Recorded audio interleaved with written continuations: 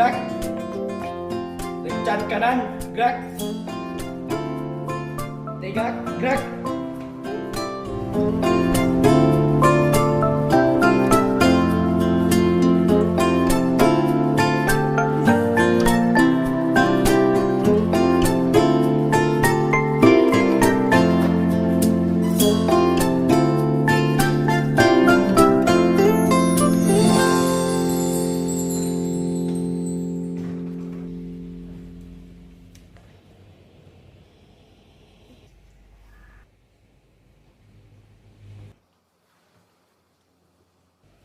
Tepuk semangat.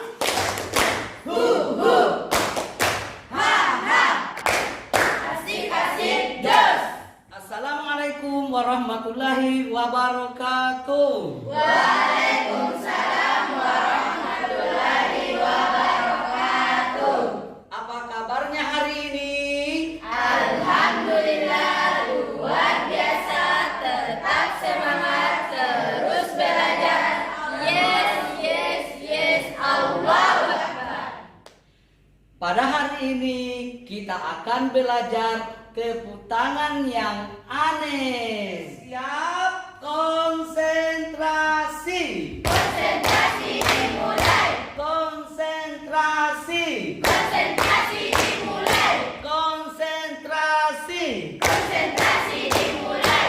Tepukin diam. Ha ha. Ha ha.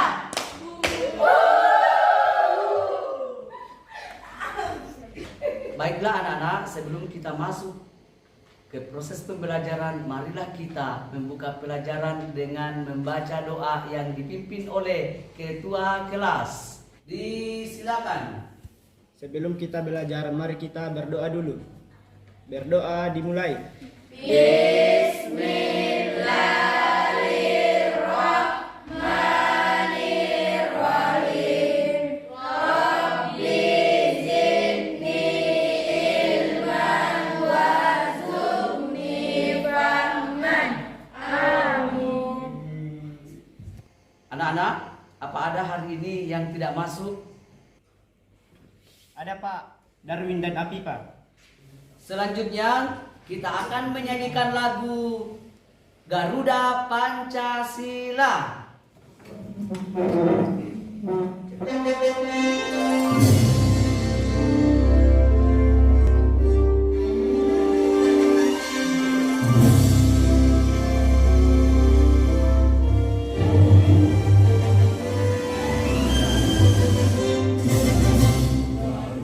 Pancasila, akulah pendukungmu. Patriot proklamasi, sedia berkorban untukmu. Pancasila dasar negara, rakyat adil maupun sentosa. Beribadah bangsaku, ayo maju, ayo maju, maju, ayo maju, maju. Ya, kembali duduk. Sebelum kita masuk ke pembelajaran inti, maka kalian harus tahu aturan dalam proses pembelajaran, yaitu Pak Guru sebentar akan membagikan kelompok kecil, itu ya. Jadi kalian itu harus saling kerjasama. Apakah masih ada ingat pelajaran di minggu kemarin? Ada. Apa? Ya, Menelaah unsur-unsur dari buku fiksi dan non-fiksi. apa itu unsur-unsur buku fiksi dan non-fiksi? Unsur-unsur dari buku fiksi adalah pertama, 1 tema, 2 alur, 3 tokoh, 4 latar, 5 konflik, 6 sudut pandang, 7 percakapan. Ya, beri tepuk tangan. Kalau non-fiksi, ada yang bisa? Ada. Ya, silakan. Unsur-unsur dari buku non-fiksi yaitu 1. Judul buku, 2. Nama penulis, 3. Nama penerbit, 4. Jumlah halaman, 5. Isi buku, dan penutup. Oh iya, berikan tepuk tangan. Ada yang bisa memberikan apa perbedaan buku fiksi dan non-fiksi? Saya Pak. Ya, dipersilakan. Perbedaan buku fiksi dan non-fiksi adalah buku fiksi identik dengan cerita khayalan, rekaan, dan menguras emosi. Sementara buku non-fiksi adalah diajukan untuk memberikan informasi yang lebih penting dan lebih realistis.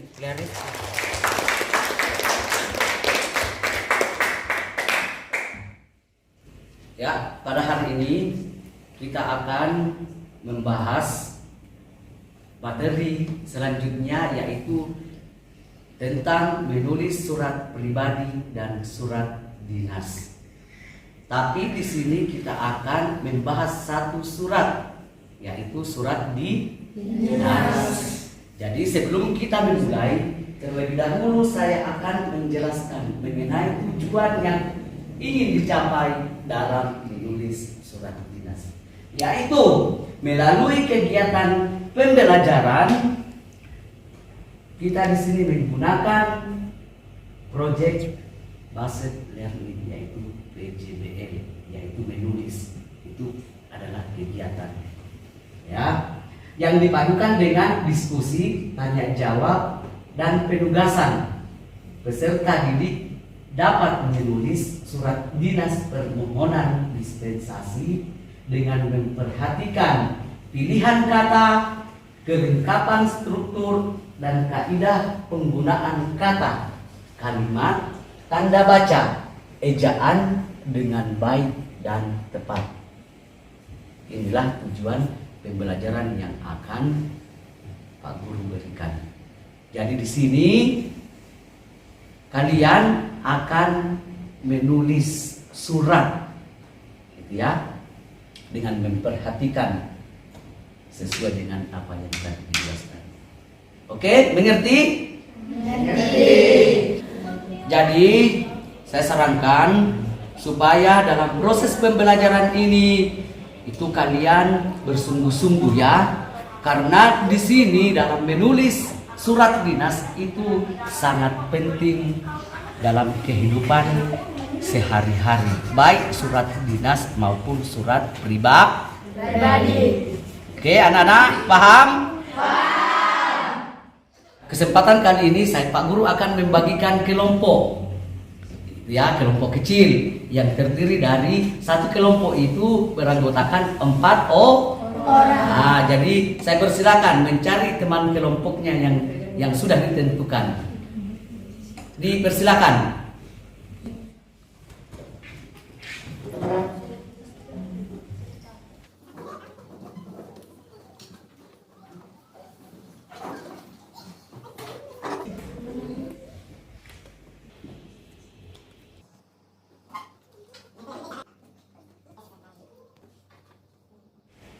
Ya, anak-anakku sekalian, sekarang perhatikan ke depan. Ya, di sini ada Pak Guru saya tampilkan di samping dia mengenai tentang menulis surat dinas. Ini ya, yang disusun oleh saya sendiri. Di sini KD 412 menulis surat pribadi dan dinas untuk kepentingan resmi dengan memperhatikan struktur teks, kebahasaan, dan isi. Ini ya. Menulis surat dinas dengan memperhatikan pilihan kata, kelengkapan struktur, dan kaidah penggunaan kata, kalimat, tanda baca, dan ejaan. Anak-anakku sekalian, sekarang kita akan memutar video dan harus memperhatikan ya, video ini ada hubungan erat dengan menulis surat dinas. Jadi saya harap anak-anakku sekalian fokus dan memperhatikan video yang akan diputar. Oke, paham? Paham. Silakan.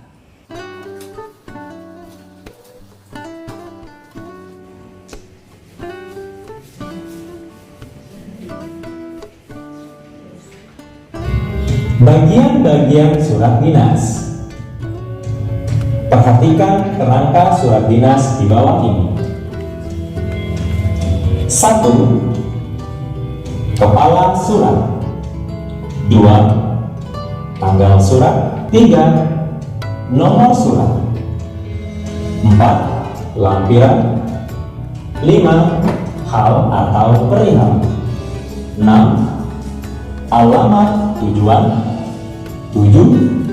Salam pembuka. 8. Isi surat. 9.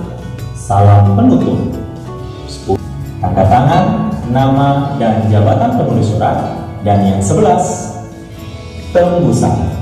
Berikut penjelasan bagian-bagian surat dinas.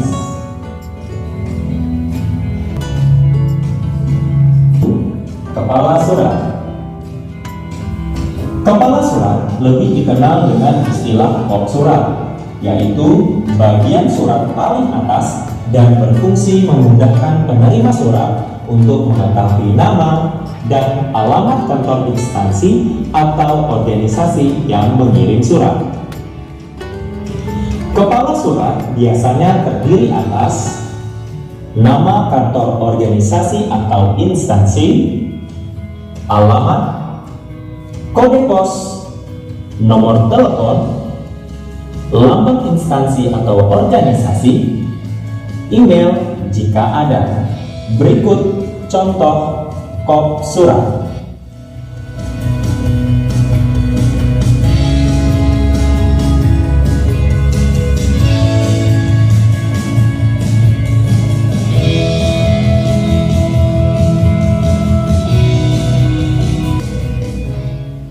Nomor 2 adalah tanggal surat yang sebelah kanan atas. Tanggal surat menunjukkan waktu surat itu dikirim, bukan waktu surat itu dibuat. Dalam surat resmi, tanggal surat tidak perlu didahului dengan nama tempat surat dibuat, tertera di kepala surat. Tanggal, bulan, dan tahun ditulis lengkap. Contoh, 16 Februari 2021.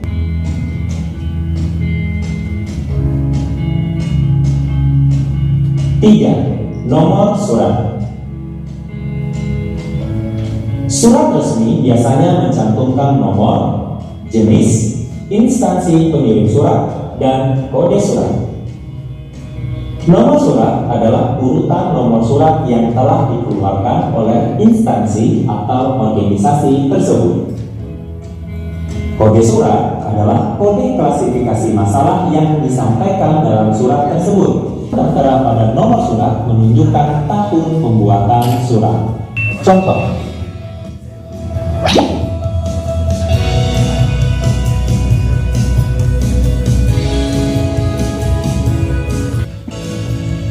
berikutnya, nomor 4, lampiran. Lampiran surat adalah bagian surat yang berguna untuk menunjukkan adanya sesuatu yang disertakan bersama surat. Pada lampiran, awal kata yang menunjukkan jumlah ditulis dengan huruf kapital. Contoh,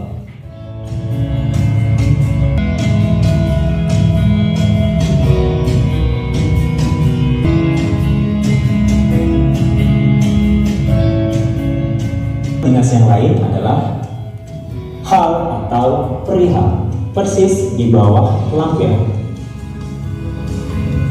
Hal atau perihal berfungsi untuk mengetahui isi atau inti pokok masalah pada surat yang dikirim tanpa harus membaca surat tersebut secara keseluruhan. Perihal undangan. Bisa juga hal upacara bendera. Perihal boleh menggunakan kata hal atau perihal. 6. Alamat tujuan.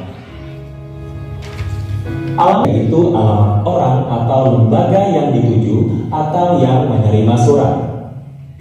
Penulisan alamat tujuan haruslah jelas dan langsung tertuju pada orang yang menerima surat.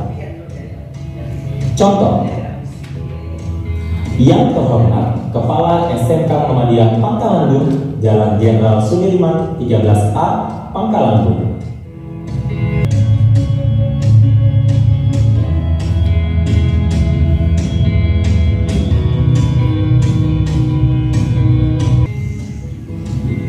Salam pembuka.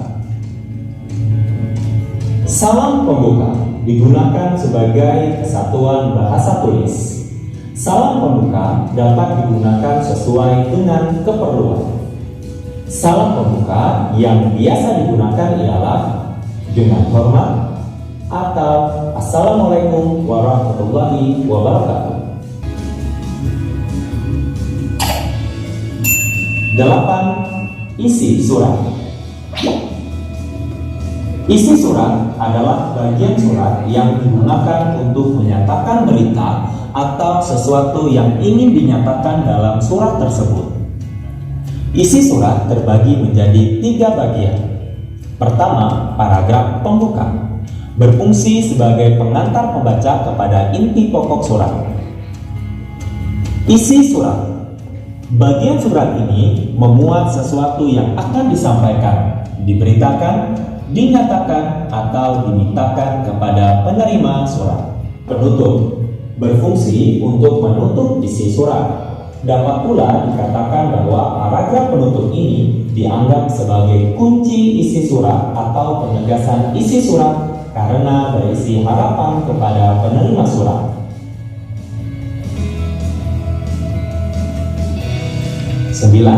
Salam penutup. Salam penutup sebuah surat dapat digunakan untuk menunjukkan rasa hormat dan rasa keakraban pengirim surat kepada penerima surat. Contoh, hormat kami, atau wassalamualaikum warahmatullahi wabarakatuh.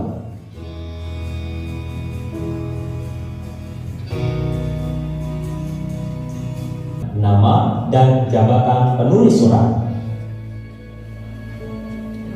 Nama dan tanda tangan pengirim berisi nama terang, tanda tangan jabatan penulis surat, dan cap stempel lembaga atau instansi. Ditulis rata kanan paling bawah setelah salam penutup. Contoh, Kepala SMK Muhammadiyah Pangkalan Bun, ini merupakan jabatan penulis. Syarif Winata ST, penulis surat. Dan tanda tangan.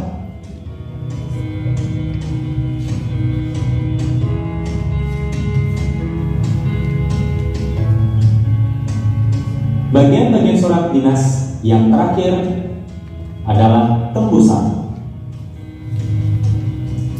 Tembusan adalah bagian surat yang dipakai untuk menunjukkan adanya pihak atau orang lain yang juga menerima surat itu selain penerima surat. Kata tembusan diletakkan di sebelah kiri pada bagian kaki surat. Contoh,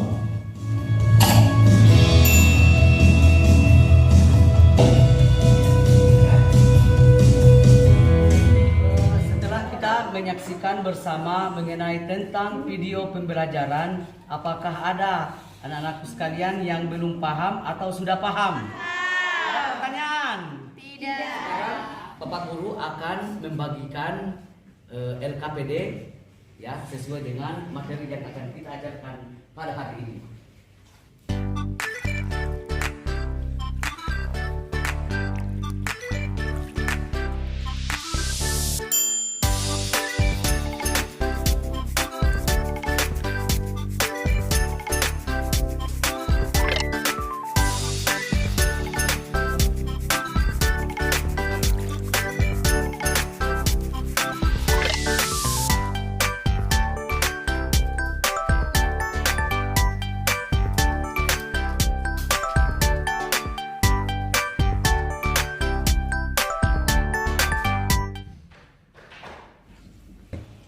Ya, perhatikan anak-anak, sesuai dengan lembaran yang Pak Guru berikan. Itu ada contoh format sesuai dengan KD yang sudah dijelaskan. Nah, maka di situ kalian perhatikan ada lembaran yang isinya kosong dan ada juga yang terisi, tapi harus diperbaiki. Paham anak? Silakan. Jangan lupa saling kerjasama antar kelompoknya ya.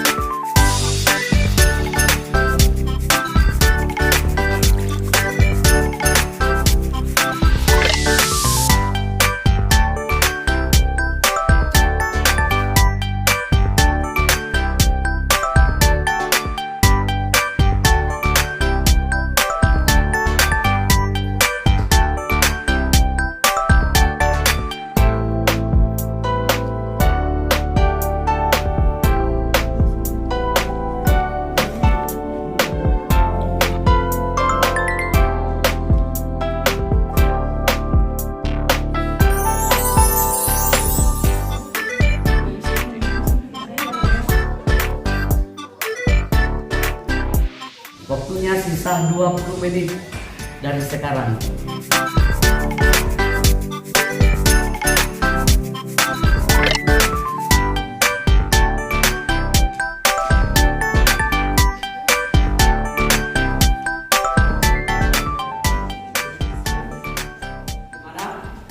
Sudah? Sudah. Silakan diperhatikan kembali tugasnya. Jangan lupa memperbaiki penulisan kata dan ejaan sesuai yang ada di penjelasan tadi. Jadi di sini Bapak Guru akan menyuruh perwakilan dari satu kelompok untuk memperbaiki kelengkapan surat dinas yang ada di papan tulis.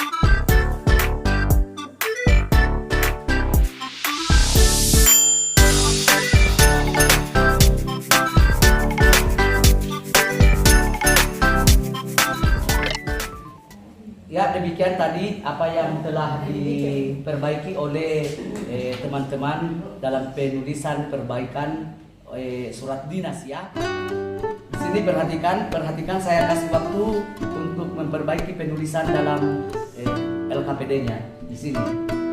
Ya. Lu perhatikan, baca dengan seksama, ada salah, alasan dengan perbaikan. Di sini hanya salahnya kalau ada huruf kapital maka diubah dengan perbaikan salah. Ya.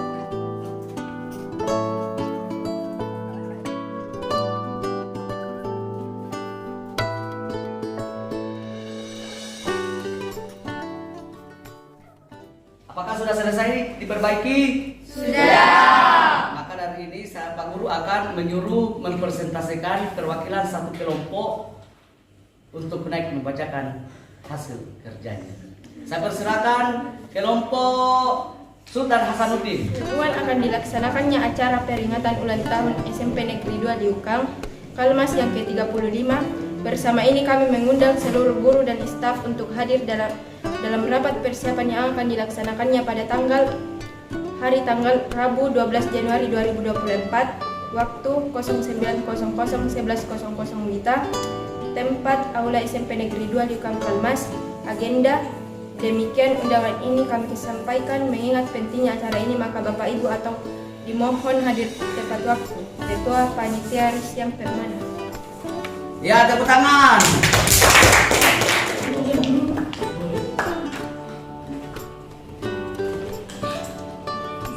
Nomor 431.3/090/01.3/2024. Lampiran perihal undangan. Yang terhormat Bapak Ibu guru dan staf di tempat. Assalamualaikum warahmatullahi wabarakatuh. Sehubungan akan dilaksanakannya acara peringatan ulang tahun MTS Negeri 2 Majene yang ke-35, bersama ini kami mengundang seluruh guru dan staf untuk hadir dalam rapat persiapan yang akan dilaksanakannya pada hari tanggal Rabu 12 Januari 2024 waktu 09.00 sampai 11.00 WITA. Tempat Aula MTS Negeri 2 Majene. Agenda peringatan ulang tahun MTS Negeri 2 Majene yang ke-35. Demikian undangan kami sampaikan mengingat pentingnya acara ini, maka Bapak Ibu dimohon hadir tepat waktu. Demikian Ketua Panitia Nur Fadila. Terima kasih. Oh iya, terima kasih. Iya, tepuk tangan untuk peserta terakhir. Ya, inilah tadi hasil dari rangkuman materi dari kelompok, masing-masing kelompok perwakilan sudah menampilkan ya. Jadi anak-anak sudah paham mengenai tentang materi ini? Paham. Apa yang telah dipelajari silakan dibacakan. Struktur surat dinas. 1. Kop surat. 2. Nomor surat. 3. Tanggal surat. 4. Lampiran surat. 5. Perihal surat. 6. Alamat surat. 7. Salam pembuka. 8. Isi surat. 9. Paragraf penutup. 10. Nama dan tanda tangan pihak yang memperkuat surat. 11. Nama dan tanda tangan penulis surat. Ya, kelompok cukupnya nih. Pengertian menulis surat dinas. Surat dinas adalah surat resmi yang dikeluarkan oleh sebuah instansi atau lembaga. Ya, selanjutnya kelompok Sultan Hasanuddin. Ciri penggunaan bahasa pada surat. 1. Pilihan kata sapaan bersifat formal Bapak, Ibu, Saudara-saudari Anda. 2. Bahasa ragam baku. Berikan tepuk tangan untuk teman yang telah melakukan rangkuman pada hari ini.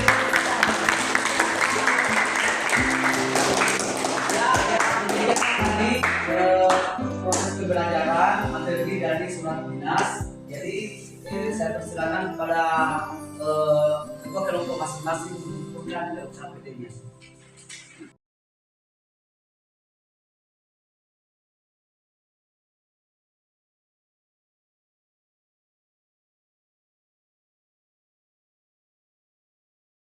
Ya, inilah hasil dari kalian. Saya sudah periksa, alhamdulillah sudah banyak yang tahu ya, tapi masih ada sedikit perlu perbaikan. Tapi tetap semangat karena masih ada surat pribadi yang akan kita bahas pada pertemuan berikutnya. Jadi di sini marilah kita sama-sama menutup pembelajaran dengan saya persilahkan kepada ketua atau wakil. Sebelum kita pulang, marilah kita berdoa dulu. Berdoa dimulai. Bismillahirrahmanirrahim.